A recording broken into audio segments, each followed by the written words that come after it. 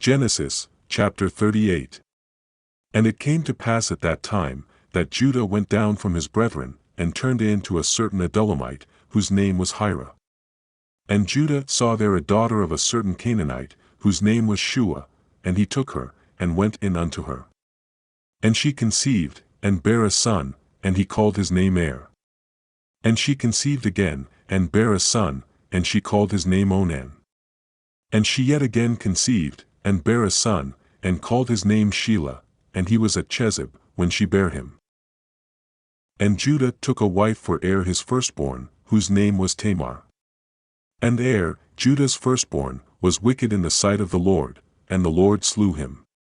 And Judah said unto Onan, Go in unto thy brother's wife, and marry her, and raise up seed to thy brother. And Onan knew that the seed should not be his, and it came to pass, when he went in unto his brother's wife, that he spilled it on the ground, lest that he should give seed to his brother. And the thing which he did displeased the Lord, wherefore he slew him also. Then said Judah to Tamar his daughter-in-law, Remain a widow at thy father's house, till Shelah my son be grown, for he said, Lest peradventure he die also, as his brethren did. And Tamar went and dwelt in her father's house. And in process of time, the daughter of Shua, Judah's wife died, and Judah was comforted, and went up unto his sheep shearers to Timnath, he and his friend Hira the Adullamite. And it was told Tamar, saying, Behold, thy father-in-law goeth up to Timnath to shear his sheep. And she put her widow's garments off from her, and covered her with a veil, and wrapped herself, and sat in an open place, which is by the way to Timnath, for she saw that Shelah was grown, and she was not given unto him to wife. When Judah saw her, he thought her to be an harlot, because she had covered her face. And he turned unto her by the way, and said, Go to, I pray thee, let me come in unto thee, for he knew not that she was his daughter-in-law. And she said, What wilt thou give me, that thou mayest come in unto me? And he said, I will send thee a kid from the flock. And she said, Wilt thou give me a pledge, till thou send it? And he said, What pledge shall I give thee? And she said, Thy signet, and thy bracelets, and thy staff that is in thine hand. And he gave it her, and came in unto her, and she conceived by him.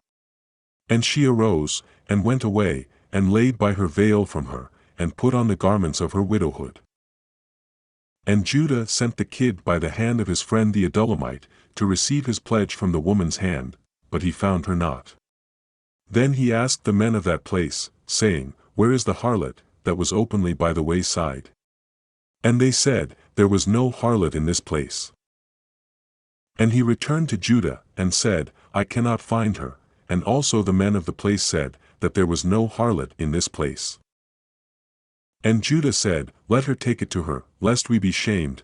Behold, I sent this kid, and thou hast not found her. And it came to pass about 3 months after, that it was told Judah, saying, Tamar thy daughter-in-law hath played the harlot, and also, behold, she is with child by whoredom.